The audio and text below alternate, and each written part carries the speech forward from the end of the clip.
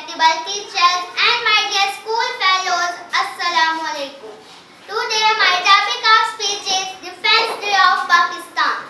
September Pakistan Defence Day 1965 is the darkness and silence. India, who has been frustrated on Pakistan after independence, made a big mistake as they enhanced their dirty intention towards the Muslim state after they attacked Pakistan, unwarned and unnoticed.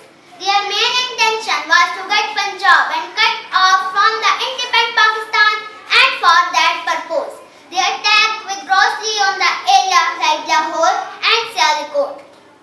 But someone should have told these two was that firstly, if they wanted to attack, they should have informed that the area on which they were willing to attack was not a bunch of nuts they would have split in pieces.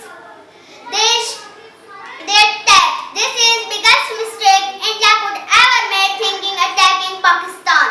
Although Pakistan Army, Air Force and local people were unaware and not prepared for the attack, but Pakistani people and our force are not underestimated as they stood as the stable and rigid wall in the front of the Crow War.